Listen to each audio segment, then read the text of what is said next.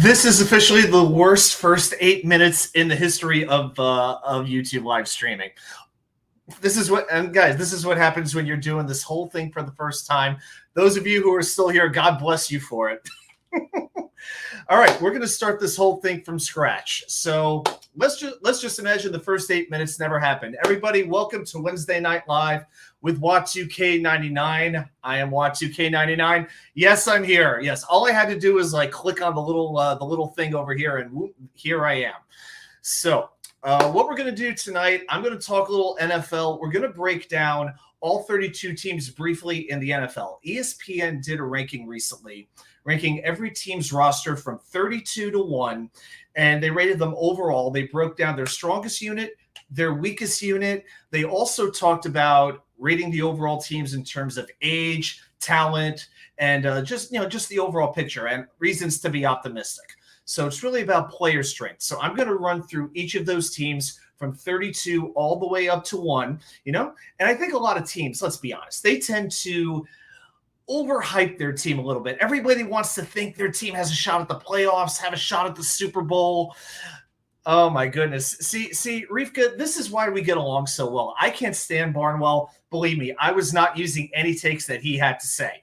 I can assure you that was never going to happen, and that is the only time you will ever hear me mention his name on this channel. Dom C, Project Prospect, this guy is getting some notoriety.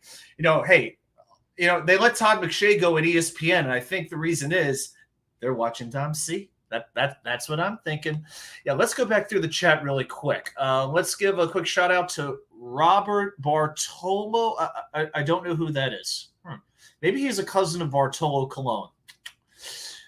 Very good to see you here as well. Grandizer always gives a lot of love to us content providers. Fantastic to have you here. Jets, Mets, Miss, you were getting a black screen, and I do apologize, but we figured it out. Pure Adrenaline Sports, one of the absolute all-time greats. Great to have you here as well.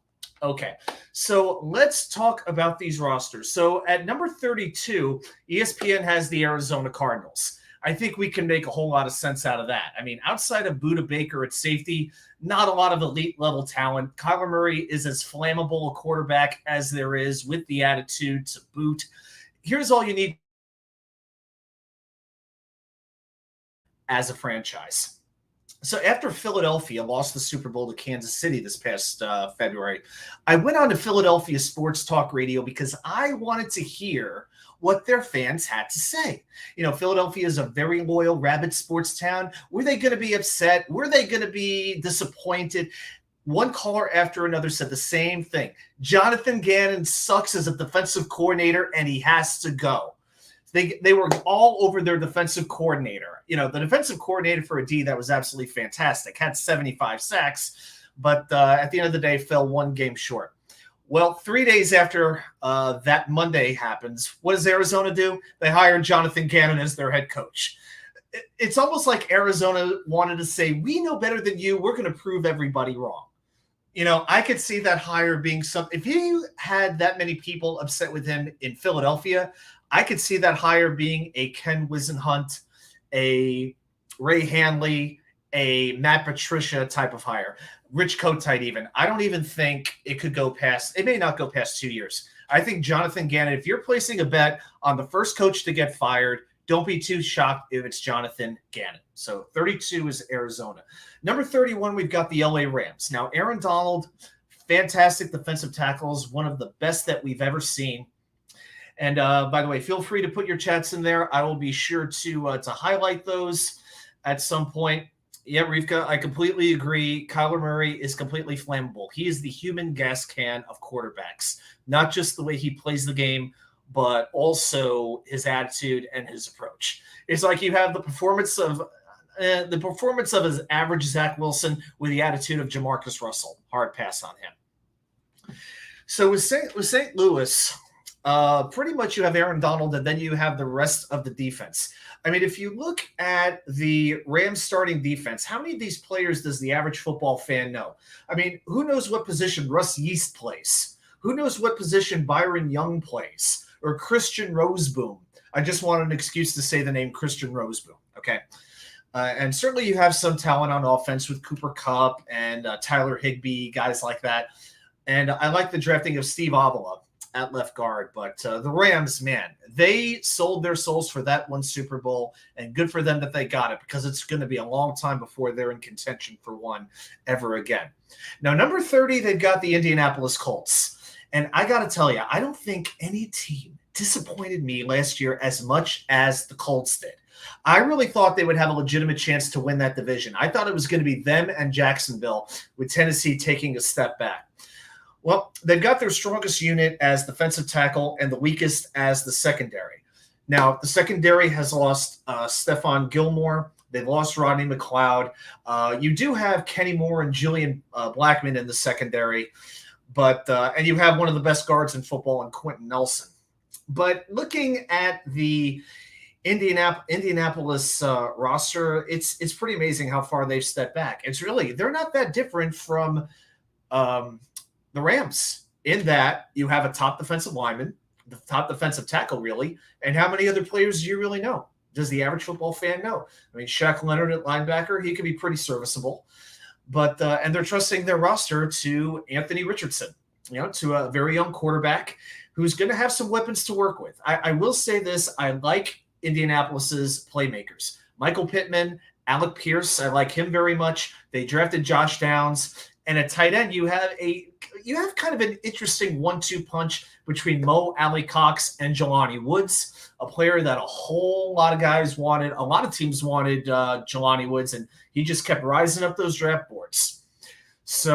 But the thing is, what is Anthony Richardson going to be in his first year? Personally, if I were the Colts, it would have made more sense to start a veteran in this case. And I can understand the argument of letting Richardson grow with the rest of the team. But truth be told, I just don't think this is a team that can expect to win a whole lot of games. If there is a division of football that looks just absolutely putrid, it is the AFC South. Okay, so we have Indianapolis at 30. Then on to number 29, it is the Houston Texans, our next AFC team. Now, this one's a little bit intriguing because you've got another rookie quarterback in C.J. Stroud, a fantastic running back in Dameon Pierce. They brought in Devin Singletary from Buffalo, who I never really felt hit his potential. But wide receiver is interesting here too, because you've got John Mechie coming back from cancer. I really, really hope that Mechie has a good year. He's somebody you can really root for. And Dalton Schultz. You know what, Dalton Schultz, a very under-the-radar signing. I remember last offseason, the Jets' number one offseason target was Dalton Schultz. The Cowboys didn't let him get away. Well, this year, he goes downstate, down to Houston, to the Texans. The Texans did bring in quite a few players. I mean, they brought in Sheldon Rankins from the Jets, drafted Will Anderson.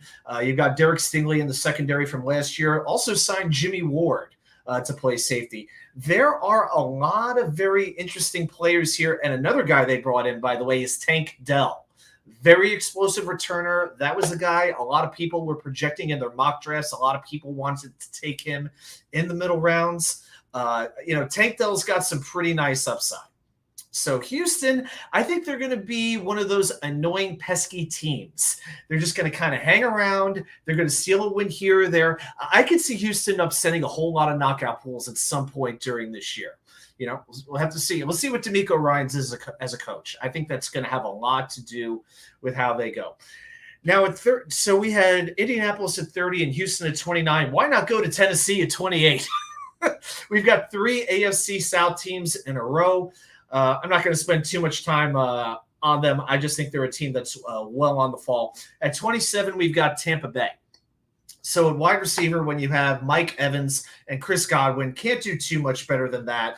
Russell Gage is an okay slot player. And I think Baker Mayfield is going to play with some attitude, with some energy. I think he's got something to prove after shuffling through a couple of different teams in his career. By no means do I think Tampa Bay is winning this division, but I do believe that they have something to work with. And I think Baker Mayfield, when he's angry, he just gives that little bit extra, and he'll make you believe for a moment that he can be a very pretty legitimate quarterback in the NFL. At 26, man, we're still in the NFC. So we've had NFC teams in the AFC South so far through the first 7. 26, we've got Atlanta. They brought in quite a few players in their interior defensive line. You've got Grady Jarrett. You've got Calais Campbell. If they had a decently reliable quarterback, I think Atlanta could make a nice little run. I think they could win some games. I like Arthur Smith as their coach, but you've got Desmond Ridder at quarterback, and he showed absolutely no signs last year whatsoever that he was going to make it work. Kyle Pitts, they have not figured out how to use him effectively, even though I think he has just amazing, amazing talent. So, and they're taking a chance on some interesting projects here. Bud Dupree is on this team. You've got Jeff Okudah at cornerback, who did not work out with the Lions whatsoever. They did sign Jesse Bates, the safety from the Bengals, to a very, very rich contract as well. They kept Caleb McGarry at right tackle as well. I think the Falcons could pull off a couple of upsets, but I would feel a lot better if they had a quarterback that I felt I could trust. So we got Atlanta 26. At 25, we've got the Carolina Panthers. We're staying in the NFC South. When you have those rookie quarterbacks, they gotta earn it a little bit. So you have Bryce Young at quarterback, and they brought in so many free agents. You got Miles Sanders at running back. You have DJ Chark and Adam Thielen at wide receiver. Then you've got Hayden Hurst at tight end. And that's just on the offense. Then in the defense, it's really amazing. Frankie Louvu, who was a special teams linebacker for the Jets, he's really starting to work out. He's making a little bit of a career for himself. He's become a pretty reliable player as a pretty decent linebacker, and I got to give him some credit for that.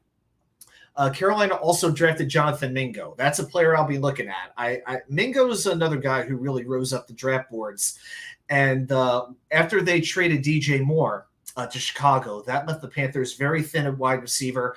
Now, Thielen and Chark are very good stopgaps, but Mingo, I think, can be that X factor going forward. All right, so we got 25 Carolina. 24 is the Washington Commanders. So their defensive line is fantastic. It almost reminds me of the Jets back in the day, where they're really trying to build up that D-line. You've got Jonathan Allen, you've got Darren Payne, Montez Sweat, and of course you have Chase Young. Just an absolutely fantastic defensive line. I wonder again, though, why is Washington trusting Sam Howell to be their quarterback? They did bring in Jacoby Brissett, and truthfully, I really think that Jacoby Brissett will be the one to start off the season. I'd be surprised if Howell gets on the field aside from injuries. But you do have a pretty interesting combination of playmakers here with Terry McLaurin, Jahan Dotson, very, very intriguing prospect. You also have Curtis Samuel, Logan Thomas. I was hoping for a little bit more from him at tight end, but I'm just not really sold on him. And as far as the back seven goes, linebacker and secondary, not a whole lot to say there. This is a defense that is completely predicated on their defensive line. And when you're facing quarterbacks in your own division like Jalen Hurts and Dak Prescott and Daniel Jones, you better hit the quarterback. And Washington is very capable of doing that. Yep, Grandizer. Yep, I did give a mention to Jesse Bates, and I appreciate you looking out, buddy. Thank you. 23, we've got the Green Bay Packers. Oh, how the mighty have fallen. For all the talk that the Packers players are making, I think Jordan Love could be as good as Aaron Rodgers. He could do everything Aaron Rodgers can. Well, a lot of people don't seem to think so. Because who are the established playmakers, for one thing, on Green Bay's roster? You have Christian Watson, and you've got Romeo Doubs, second-year wide receivers. Your tight end is Luke Musgrave. You have a lot of very young players. And if I'm being real with you, with the playmakers, Aaron Jones is a good running back. A.J. Dillon, to me, I expect so much more from A.J. Dillon every single year, and he never really does it. He does pretty well towards the end of the season in the cold weather. He'll give you some ground game. He'll do some hard running, but it feels like he decides not to show up for the season until December 1st, for crying out loud. Now, the defense, pretty interesting. You have some good players like Kenny Clark. They signed him. You've got Devontae Wyatt. They drafted Lucas Van Ness. Linebacker Quay Walker, Devondre Campbell. Green Bay's taken quite a step back, but it really depends on Jordan Love here. Jordan Love is going to have to make all these players on the offense better. When you have a young quarterback, you typically want to bring in some veterans to help elevate the young signal caller. In this case, I think Green Bay is doing it the opposite way. They want Jordan Love. I know he's got a couple of years of experience of being in the NFL, but he doesn't have a lot of experience on the field. So let's see if Jordan Love can elevate Watson Dobbs, Jaden Reed, Luke Musgrave. Let's see if Jordan Love is capable of doing it. So we got Green Bay at 23. Give you a quick recap before we go on. Ranking 32, we've got Arizona, 31 the Rams, 30 Colts, 29 Texans, 28 Titans, 27 Bucks, 27 Falcons, or 26 Falcons, pardon me, 25 Panthers, 24 Commanders, 23 Packers, 22 Bear down Chicago Bears, my old hometown. So when you look at the Bears, they do have – I'm impressed with what they've done at linebacker, but the problem is we've seen when you invest at linebacker in today's NFL, are you really doing what you need to be doing? Is that the best place to be investing your money? Now, I'm not denying the talent in Tremaine Edmonds, formerly of Buffalo, and TJ Edwards of Philadelphia. Fantastic players, but is that enough to really, establish a defense? Typically, you want guys who can rush the passer and cover. Linebacker, little bit difficult, because then when I look at their defensive line, their starters are scheduled to be Justin Jones, Andrew Billings, and DeMarcus Walker. Can't quite say I'm sold on that one. And then you look at the offense. The offensive line, this is going to be an interesting line. I like Braxton Jones a lot at left tackle. Darnell Wright, I think a very flammable prospect, could almost like Mekhi Becton, could work out very well, could completely fall apart. And a wide receiver, they brought in DJ Moore, they brought in Chase Claypool, and you have Darnell Mooney as well, a holdover who is, not a number one wide receiver in my mind. And I just don't believe in Justin Fields all that much. This offensive line better be able to run block well. 21, we've got the Raiders. So as far as they go, you've got a great edge rushing tandem in Max Crosby and Chandler Jones, but the rest of the defense I'm not too excited about. And who knows if Jimmy Garoppolo is even going to be able to play? Who knows? And I'll be honest with you, I was open to bringing in Garoppolo as the Jets quarterback, as maybe my number 3 option behind Rodgers and Carr. Oh my gosh, not a good idea. I will say I really like drafting Michael Mayer as their tight end. I see a little bit of Mark Bavaro in him, hard blocker, good pass catcher, and tough as nails. So I think Michael Mayer. If I had to give you a surprise pick for offensive rookie of the year, I'd go Michael Mayer from the Raiders. All right, so that's 21. Number 20, the New England Patriots. Okay, so their strongest unit is considered the interior offensive line. Dave Andrews had a 97% pass block win rate that traded only Creed Humphrey for the best at the center position. Cole Strange struggled a bit as a run blocker, but he got better as the year went on. They have a couple of interesting X factors. If you look at the tight end, Hunter Henry and Mike Gesicki at the tight end spot, who knows what they're going to be. Now, we've seen New England try this with Henry and Jonnu Smith. It didn't work out as well as they would have wanted. And you have to still wonder about wide receiver. I mean, is Juju Smith-Schuster a number 1 wide receiver? I don't think he is. That's not – put it this way. If Sauce Gardner's got to cover Juju, I'll bet on Sauce every single time, especially if Mac Jones is the one throwing the football. All right, so we got the Patriots at 20, and we got the New Orleans Saints at 19. The Saints have maybe the best secondary in the NFL. I mean, think about it. Marshawn Lattimore, Paulson Adebo, Bradley Roby, a corner. At safety, you've got Tyrann Mathieu and Marcus May. Absolutely fantastic. And you still have Demario Davis and Pete Werner at linebacker. That's as good of a backside of the defense as you're going to find in the entire league. Now, as far as the offense goes, Trevor Penning, that's going to be an interesting idea. Putting him at left tackle, I don't know how sold I am on Penning. He's got talent, but does he have the attitude? Is he going to be focused and all of that? Because, from what you hear, he's a little bit of a hothead. That's going to be an interesting player to watch. Of course, Derek Carr is in his first season with the Saints. You've got Alvin Kamara, who is aging a little bit. The Saints did bring in Jamal Williams at running back, and we know what an amazing year he had last year with the Detroit Lions. I mean, it was a touchdown every week for this guy. It was unbelievable. It's like he turned into Marcus Allen or Walter Payton. Oh, I see we got a comment about the Cowboys. How about some Cowboys talk here? Well, you see, Mr. Robert, the fact that we haven't talked about them yet, that should give you a whole lot of encouragement that your Cowboys are going to do very well. So I know you should be happy about this, right? Of course. All right, so we got the Saints at 19. At 18, well, not your favorite team, Robert. That would be the New York Football Giants. So with them, you got a lot of questions at wide receiver. I mean, think you've got Wan'Dale Robinson, you've got Sterling Shepard, both coming off torn ACLs. Jamison Crowder is a Giant now, and Isaiah Hodgins. What's he going? Can he do what he did last year? Now the Giants did draft Jalen Hyatt. I like him very much. And another thing that the Giants do have going for them, I like their interior defensive line. Dexter Lawrence has emerged as one of the best in the game. Leonard Williams, it took him some time to figure it out, but he has been doing better and better seemingly by the year. And you have a really good offensive line, I think, with Andrew Thomas at left tackle. I like John Michael Schmitz at center. Evan Neal at right tackle, that's going to be a big one. What will Evan Neal do in his second year? We've seen a lot of offensive linemen who struggle in their first year, and it takes them some time to turn it around.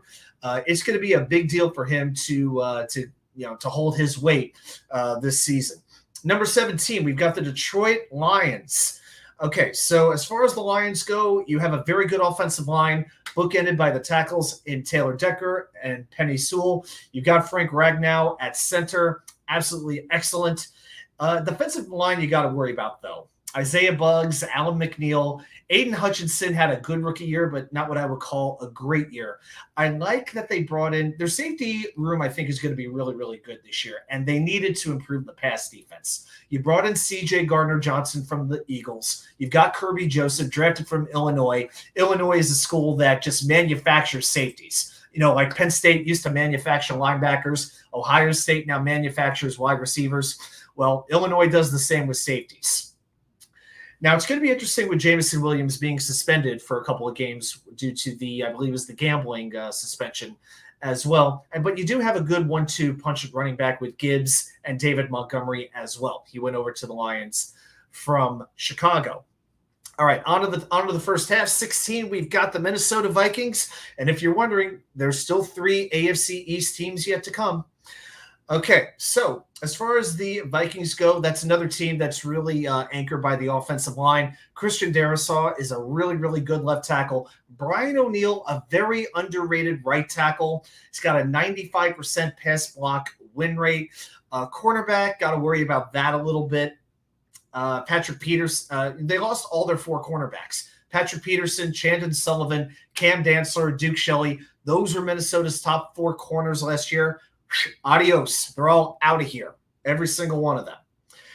But, of course, you do have Justin Jefferson at wide receiver. Let's see if Alex Madison is ready to take over as the bell cow running back. 15, the Jacksonville Jaguars. Trevor Lawrence has really been emerging, but he is hampered by, I think, a weak offensive line. Your starting tackles are Walker Little and Anton Harrison, now that Cam Robinson has been suspended.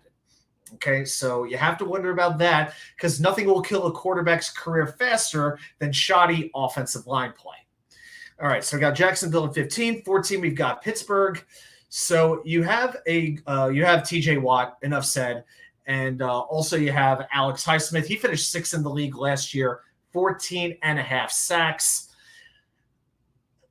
Pardon me. And George Pickens really started to emerge last year as a very, very dangerous wide receiver. So it'll be interesting to see what he does with a wide receiver room that includes Allen Robinson, Deontay Johnson. But I think their best pass catcher is Pat Freiermuth, the tight end. I really happen to like him a lot. And, of course, left tackle, Broderick Jones. Right now, Pittsburgh's planning on playing Broderick at left tackle. And there's a lot of draft experts out there who wanted him to be a right tackle. They feel his set of skills best translates to the right side of the line. So let's see if that's the way it's gonna go. But Pittsburgh's gonna try him on the left side. Let's see what happens. So you got Pittsburgh at 14. 13, the Denver Broncos. I think this one's just a little bit high, Now, they do have a pretty good offensive tackle. They brought in Mike McGlinchey. But I don't know. How much do you really expect from Russell Wilson? Do you think Russell Wilson can come back from such a disappointing season, despite Sean Payton coming on as your head coach? You got Javonte Williams, a great running back, but he's coming off a torn ACL. And I think with these wide receivers, they were disappointing last year. I expected so much more from Jerry Jeudy, from Cortland Sutton, to Tim Patrick as well. I'm not in love with this offense, if I'm being quite honest. Now, I do like the secondary with Patrick Surtain at cornerback. You got a really good safety tandem in Justin Simmons and Kareem Jackson. In my mind, maybe in the top 3 safety tandems in the NFL. Rivka, they overpaid majorly for McGlinchey, worse than the Jets did for Tomlinson. Well, you know what? 5 years, $87.5 million. That's a whole lot of money. I would not argue. I would not argue with you on that one at all. Yeah, they did bring in. Then of course they do have Randy Gregory to rush the passer. Hey, maybe the best move that they made besides Sean Payton is going to turn out to bring Mike Westhoff as the special teams assistant. All right, number 12, we've got the Seattle Seahawks. Now you've got a wide receiver unit with DK Metcalf, Tyler Lockett, and Jackson Smith-Njigba. That may be the best wide receiver trio in the entire NFL. It really, really may be. Now, I don't think there's a real defining weakness on the Seattle roster as I look through the different positions. Well, we could say Jamal Adams if we want to be funny, but, looking at their defensive line, I mean, Tremont Jones, Jaron Reed, I'm not as sold on their defensive line. Bobby Wagner's getting up in age a little bit. Jordan Brooks had a good season as well. I'm not in love with the defense, but I think it's good enough. But they drafted 2 really, really good tackles last year in Charles Cross and Abraham Lucas, and they're going to anchor that offensive line for years and years to come. And don't forget Noah Fant at tight end and Kenneth Walker at running back. Seattle's got a really, really good offense. They're just counting on Geno Smith to repeat what he did last year. Yeah, the Seattle O-line. Yeah, Sarika is asking the Seattle O-line. So the starters are projected to be Charles Cross, then Damian Lewis, Evan Brown, Phil Haynes, and Abraham Lucas. I can't say that I love the interior offensive line, but the tackles I like very, very much. Okay, number 11, it's the Baltimore Ravens. Now, tight end, when you have Mark Andrews, Isaiah Likely, and Charlie Kolar, that's a pretty loaded roster. And they did add a few pieces of wide receiver with an aging Odell Beckham Jr. I love the Zay Flowers addition. I think he's going to be a piece that offense has needed for a long time. And the offensive line, that's a stacked line with Ronnie Stanley at left tackle. You've got Linderbaum at center. Didn't have the best maybe rookie season, but I think another year will do him well. Kevin Zeitler at right guard, very consistent. I'm not the biggest Morgan Moses fan. I think I respect his leadership more than I do anything else. So the Ravens, they've definitely upgraded their offense. And look at the safety unit with Kyle Hamilton and Marcus Williams. So that's pretty loaded. Roquan Smith at linebacker, fantastic. Tyus Bowser, very good as well. Maybe, if anything, their defensive line. I'm not in love with the defensive line with Michael Pierce, Broderick Washington.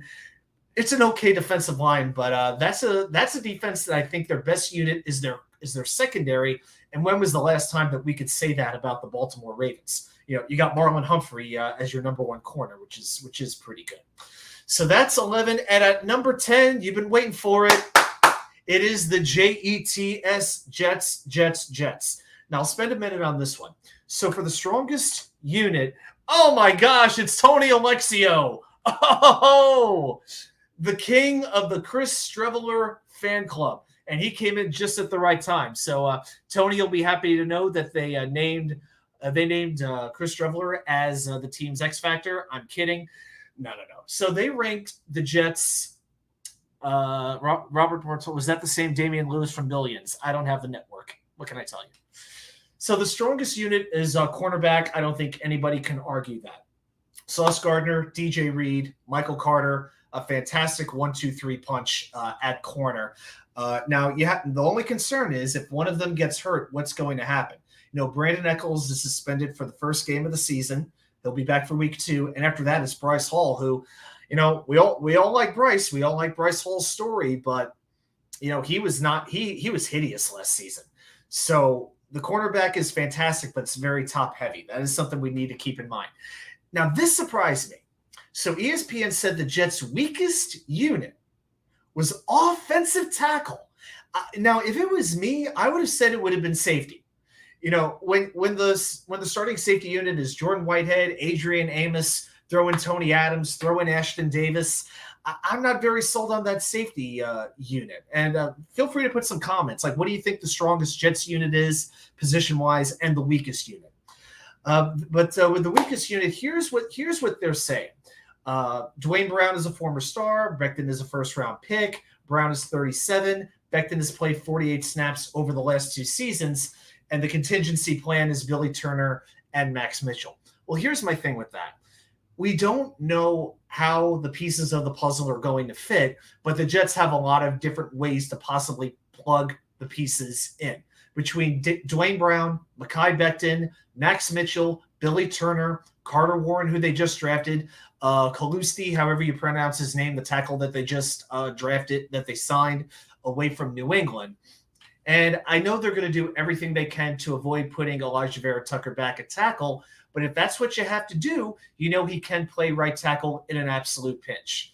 So while the offensive line, especially a tackle, has serious question marks both for this season and beyond, I think they're rushing the judgment to call this the biggest weakness on the Jets roster. But hey, that's just my thoughts.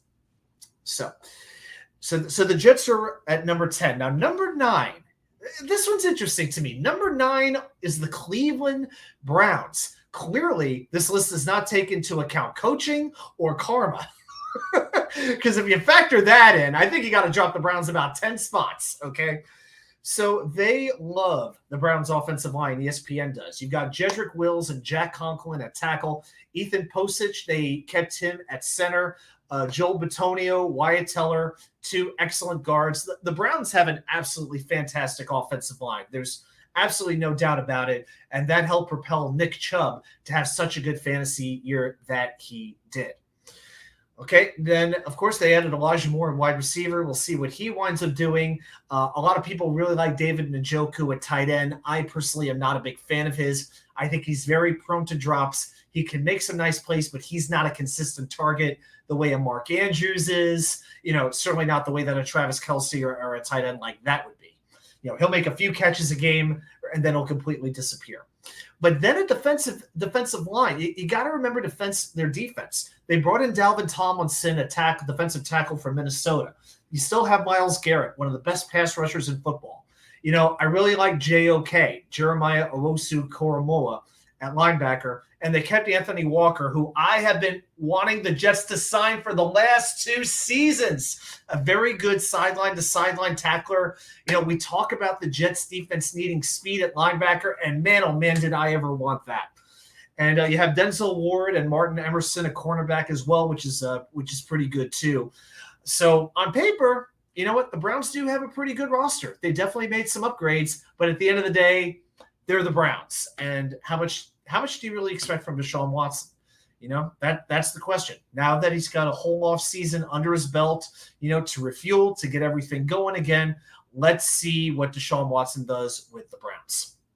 All right, on to number 8, and it's the San Francisco 49ers. I thought the Niners would have had a top 5 finish. I think it's the uncertainty of Brock Purdy, a quarterback, that drops them a ways. But outside of that, it's pretty hard to find a weakness. You've got Deebo Samuel, Brandon Ayuk, Christian McCaffrey, George Kittle as your playmakers, an offensive line anchored by Trent Williams at left tackle, one of the best defensive lines in the NFL. And they brought in Javon Hargrave from Philly, as if that defensive line didn't need to get better. They brought in Javon Hargrave from Philly.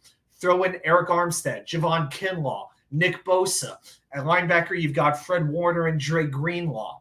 So the secondary, you can make a little bit of an argument, might be a little bit of a weak spot. But actually, I got to be honest with you. When I look at the San Francisco offensive line, outside of Trent Williams, I think you got some questions here. They kept Jake Brendel at center, who's okay, but, he's not exactly a world beater. They brought in John Feliciano, not too fantastic either. And it's going to be a 2020 fifth-round pick, Colton McKivitz, to replace Mike McGlinchey at right tackle. So you do have some questions at offensive line, and that's why I think San Francisco took a step back in these rankings. We still got a few AFC teams left to go. Number 7, we've got the Chargers, the San Diego Chargers of Los Angeles. Of course, in this case, their strongest unit would be edge rusher because you've got Joey Bosa and Khalil Mack. Yikes. All right. And of course, Justin Herbert just continues to get better and better. You still have Keenan Allen and Mike Williams at wide receiver. You added Quentin Johnson at wide receiver as well. And I got to tell you, Allen and Williams have been prone to some injuries. I think it made a lot of sense for them to bring in Quentin Johnston. As far as the offensive line goes, you've got Rashawn Slater at left tackle, Corey Linsley at center. Right guard was Zion Johnson.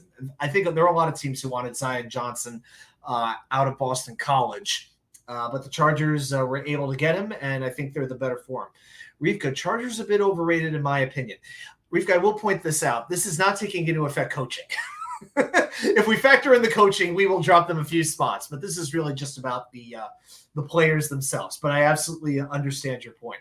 And safety, you have Derwin James, you've got J.C. Jackson and Asante Samuel at corner. So you do have a good roster on paper, no doubt about it. But, just like the Browns are going to Brown, the Chargers are going to Charger. Okay, so that's 7. At number 6, this goes out to New Brunswick, New Jersey. To every Cowboy fan, yep, Dallas is ranked number 6. I'm going to give my father a few minutes to stop laughing. So their strongest unit is edge rusher Micah Parson. Of course, enough said. Probably the best defensive player in football at this point. I think he's taken the mantle away from Aaron Donald. Then, of course, DeMarcus Lawrence. But you do have some questions about interior defensive line. Now, I like Mozzie Smith very, very much. I think Dallas did a great job to sign him. But you do have a lot of question marks with Jonathan Hankins and Neville Gallimore and a couple of other names who I can't even pronounce if I wanted to.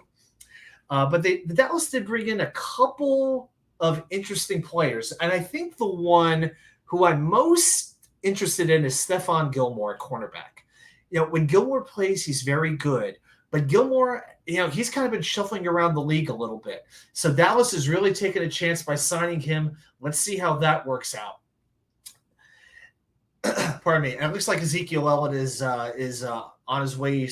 Who knows if Ezekiel Elliott's going to have another job in the NFL at this rate? My goodness. But, you got Tony Pollard leading the way at running back. The tight ends, I'm surprised. One thing with Dallas, they almost seem to have a big-time tight end, whether it was Jay Novacek, whether it was Jason Witten, all these different tight ends that they've had over the years. Dalton Schultz recently. Right now, their top tight ends are Luke Shoemaker and Jake Ferguson. I don't have a lot of confidence in the Jets' ability to cover a tight end, but I think they could take care of them. Yes, week 2 in Arlington, Texas. And by the way, can somebody explain to me on a side note, how does Arlington, Texas not have any public transportation? They're the biggest city in the United States to not have any public trans. No buses, no trains, no subways. Ridiculous. This is a city that hosts WrestleManias, World Cups. They've got a Six Flags there. They have now a very generic looking baseball stadium. So at this point, can Arlington get some public transportation? I'm just saying, it'd be a nice idea. Well, we got 5 teams left. I'm going to tell you right now, guys, 4 of them are in the AFC, and number 5 is the Cincinnati Bengals. So when you have Jamar Chase, T. Higgins, Tyler Boyd, you've got an amazing combination at wide receiver. And when Joe Burrow's throwing them the football, it's pretty hard to stop. But at safety, you've taken a big hit. You've lost Jesse Bates, and you've lost Von Bell. All right, now you're going with Dax Hill and Nick Scott at safety. And, and then besides that, they did bring in Orlando Brown at left tackle. I think that's a move I think that is going to be fantastic or a complete bust. Grandizer is asking me my take on the New York Rangers 2023 draft. I'll spend a few minutes on that a little bit later, but there is a video on my channel where I do recap the draft. So after you're done watching, you can absolutely go to those videos and check out my thoughts on every single New York Rangers draft pick. But as a whole, I think it's pretty good, but I will tell you this. The defenseman Larson from Sweden that they drafted, that's my sleeper pick. Rasmus Larson. That's the one I'm watching. Okay. All right, so you have him. Who knows if the Bengals are ever going to trade Jonah Williams? He's been in trade rumors for quite some time now. And so the offensive line, you got to wonder about them a little bit. You do have Alex Kappa back in at right guard now, who was injured for a lot of last season. As well. Okay, so we got Cincinnati at 5. This one, I can't get behind this one. Number 4 is the Miami Dolphins. Miami Dolphins, number 4, with a quarterback who can't stay on the field. I'm sorry, but he can't. You've got the best 1-2 punch and wide receiver in the NFL. No question about it. But, the running backs are Jeff Wilson and Raheem Mostert, both very good, but I'm not exactly terrified by them. And there seems to be this perception out there that Jalen Ramsey and Xavier Howard are still like 25 years old. These guys are not young, okay? These guys are aging, okay? Now, you have Jalen Phillips, you have Bradley Chubb, you have some very good pass rushers. Bradley Chubb's a very good player, and his presence on that defense will make a difference. So will Vic Fangio. But yeah, exactly, Rivka. This quarterback duo is overrated. I'll tell you who the best player is in that secondary. That's their safety, Javon Holland. That's the player in the secondary that I'm most scared of. And the other one that you can mention is I'm not sure I'm pronouncing it, Kader Kohu. But he's a very good undrafted rookie at cornerback as well. But I got to tell you, Javon Holland, that's the player I got the most respect for on that team. Yeah, they gave up a combined 1,500 yards last season. And you see these Pro Football Focus articles talking about which quarterback duo would you rather have? And they always put Miami like right up there as one of the 2 or 3. I wouldn't take them in my top 10. No, this is 2023, not 2015, PFF. Let's get it together here. All right, number 3, the Buffalo Bills. So they rank the strongest unit as safety. And I'll tell you what, I love Micah Hyde and Jordan Poyer, but they are both 32 years old. So you got to wonder if those 2 players are still the same. It's something you really got to think about. It's between the Jets and Eagles for top cornerback duo. Rivka, you could definitely make that argument, but it almost feels like nowadays with this NFL, you got to think about it in terms of a trio. Because so often you got 3 cornerbacks on the field. You got a 4-2-5. You put in that extra cornerback. Your base defense a lot of times nowadays really tends to be 3 cornerback, and I'm very thankful that the Jets are really good in that respect. Here's the thing with Buffalo: who are you concerned about as a playmaker once you get past Stephon Diggs? Gabe Davis is a classic all or nothing player, okay, and then Khalil Shakir. Drafted him. I can't say that I'm in love with him. Now, tight end's interesting. They drafted Dalton Kincaid. Okay. Kincaid is either probably the best or second best tight end in this draft class. I happen to be a Michael Mayer guy, but a lot of people like Kincaid, and very understandably so. All right. So hopefully Josh Allen, for his sake, will get used to throwing to tight ends, because I think that's his best chance to move the ball down the field. And then on the defense, Von Miller's working his way back from a torn ACL. You can't ignore that. You've lost the leadership of Tremaine Edmonds. That to me is a big loss as well. Now you still have some great talent. Matt Milano is a beast at linebacker. Ed Oliver, Leonard Floyd, I mentioned Von Miller, Greg Rousseau on the defensive line. Fantastic unit, fantastic defensive line. But I think Buffalo, while they've gotten better in a few ways, particularly at tight end, I think they're a little bit questionable on the front 7, particularly if Von Miller has trouble coming back from his ACL injury. I absolutely agree with you that referring to Spencer Brown at right tackle, yes, he is terrible. Yeah, well, Quinn. I like Mitch Morse, but Quinn ate everybody alive last year. no doubt about it. Yeah, you have to be a little bit worried about the Buffalo offensive line, especially once you get past Deion Dawkins. So at number 2, we've only got 2 left. Wow, this is taking almost – well, we started at 9:10 since the first 8 minutes we had technical difficulties. But all right, yeah, we'll go a little bit past 10 o'clock. I don't think anybody will be offended. All right, so number 2, the Philadelphia Eagles. So with the strongest unit, it's the offensive line. Jordan Mailata, who just got married. Lane Johnson, a tackle. Lane Johnson's probably a top 20 player, not at his position, but in the NFL. Okay, and then you've got Jason Kelsey back for 1 more year. You've got Landon Dickerson at left guard. And they lost Isaac Seumalo to free agency, but Howie Roseman drafted Cam Jurgens in the 2nd round, plugged him right into that spot. You've got a great 1 through 5 offensive line. It is going to be fascinating I believe it's week 6 when the Jets play the Eagles. The Jets defensive line against the Eagles offensive line. It is going to be an amazing, amazing match. Now, as far as their secondary goes, that to me is a big X factor because you've got Darius Slay and James Bradbury. How are they going to hold up? They played very well last year, but I'm not sure quite how trustworthy they are going forward. I really like the defensive line with Fletcher Cox, Jordan Davis. Of course, you have Hassan Reddick. They did draft Jalen Carter. But the good thing with drafting Jalen Carter, who's a very flammable player, he's surrounded by great talent. Carter does not have to be a leader. Carter has to be shown how to do business, and Philadelphia, they can do that. Nick Sirianni, I believe, will keep Carter in line, and I think he's going to fit in very well on that defensive line. Uncle Freddie, F the Eagles, am I allowed to say that? Well, you just did. Oh my gosh! And of course, hey, you can't forget that wide receiver tandem either with AJ Brown and Devontae Smith and running back. Think about what the Eagles did at running back here. You know, they brought in DeAndre Swift and Rashad Penny, 2 very, very productive running backs, and then you throw in the threat that Hurts is as a running quarterback. Man, the Eagles, in my mind, are very poised to make another run to the Super Bowl. And number 1 is the Kansas City Chiefs, the defending Super Bowl champions. The strongest unit quarterback. I don't even need to give you an explanation on that. The weakest unit they rate, though, as safety with Justin Reed and Brian Cook. The bottom line is this. Outside of Chris Jones, you have George Karlaftis as edge rusher.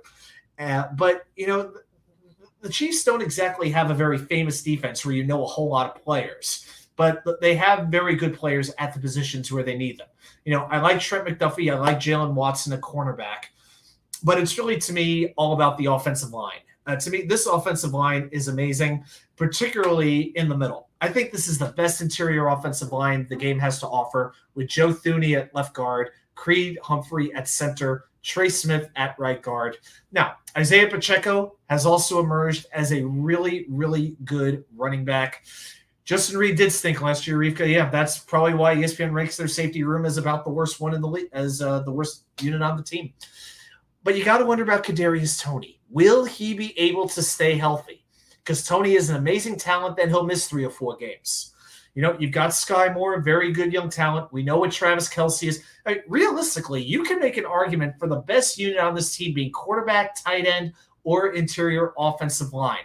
Absolutely any of them are worthy of that spot in my mind. So just to review 1 or 2 things here. So with the AFC East, you had the Patriots at 20, the Jets at 10, the Dolphins at 4, and the Bills at 3. So those are the rankings according to ESPN. It was Seth Walder and Mike Clay who did this. So if you're pissed off at the rankings, you can let me know, but get angry at that, not me. Thanks. All right, so we did about 45, 50 minutes on the NFL. We're good. So we're going to talk a few minutes about the Mets and the Yankees here as well. So we're going to transition over to baseball. And I want to spend a few minutes on each team as far as where they both are and what I think about them going forward as we approach the All-Star break. So the Mets in June went 7-19. June is one annoying month. I just got to say, I wish I could have 2 Julys and just the Mets are just so used to these June swoons, but 7-19 is just unbelievable. They are currently 20th in bullpen ERA with a 4.25 clip. This, you know, a lot of people, when Edwin Diaz went down, I apologize. I'm thinking about Drew Smith. When Edwin Diaz went down, I just knew at that moment this was not the Mets year, because a little bit of the sizzle just went away. And people said, well, the Mets are down in all these games. It doesn't affect them. Yes, it does, because David Robertson would then be your 8th inning pitcher. You can move Adam Ottavino back and Brooks Riley back into lesser roles. Same thing with Drew Smith, because it all affects everybody else. That's why you have guys who have, you know, all these stiffs who have been on this team, like a Jeff Brigham, you know, like Tommy Hunter, like all these other guys I've had to go to therapy to try to forget, for crying out loud. And here's the amazing thing. After this 3-game winning streak that the Mets are coming off, their 4th of the season, by the way, only the 4th time the Mets have won. Actually, let's see. The Mets have had 2 5-game win streaks this year. Okay, even Oakland won 7 in a row. Other than that, they've had 3 3-game winning streaks, including the one they're on right now. There are 3 teams 1 game ahead of them or less in the wild card standings. So they could jump those teams relatively soon. They really could do that. San Diego, Chicago are among them. And I think about the standings and where everything is right now. And to me, who am I really scared of? Who amongst these teams who is going to keep that pace up? Miami has a -8 run differential. Am I supposed to think Miami is going to remain the wild card leader? They're 51-37, and they've been outscored by 8 runs. Okay. Just for the record, this is an Atlanta Braves fan, so he's not biased in the least. You've been outed. I could say that, though. He knows why. So here's the deal. The Mets got 2 more games against Arizona, who's currently leading the NL West. Who had that? What baseball prognosticator thought that the Arizona Diamondbacks would be leading the NL West, this halfway through the season? Unbelievable. And then they've got 3 against maybe the only other team in the National League, one of the other 2 teams along with St. Louis, that is the most disappointing, and that is the San Diego Padres. Man, and the Padres, I got to give them credit, though. They're cutting bait because they tried a DH platoon. Think about this, of Matt Carpenter and Nelson Cruz, which 5 to 10 years ago would have been fantastic. I guess Matt Carpenter, when he was dipped in the Yankee waters, it just revitalized him for a couple of months. It hasn't been working out so well. And on 4th of July, they actually released Nelson Cruz. He was basically making $1 million for 2023. And I got a thought. How about the New York Mets take a cue from the San Diego Padres, and can they cut Daniel Vogelbach already? Do I need to see this guy again take 5 pitches in a row before he thinks about swinging the bat? I don't need Vogelbach on this team. They brought up DJ Stewart. I can tell you he can swing a bat. Well, at least he can in AAA because I watched him a fair amount in Norfolk, at the Tides games. DJ Stewart can swing the bat a little bit, and at least he'll try to swing the bat. So to me, Vogelbach does not have a place on this team. Do what the Padres did and get rid of this guy. Get out the mustard and relish, Steve Cohen, and eat the $1.5 million. Please, enough. Oh, my gosh. By the way, his last hit, the last time Daniel Vogelbach had a hit? June 27th against Milwaukee. Okay, I just thought I'd mention that. Now, I do want to mention one more thing about the Mets, then we'll close with some Yankees talk. So I've seen a lot of Mets fans talk about selling, trading off Max Scherzer, trading off Justin Verlander, both of whom have no movement clauses. But there has been some talk that these guys might be willing to waive those clauses, particularly Scherzer, to go to a contender. Well, here's my thought on this. If you do that, to me, you're almost punting on 2024 as well.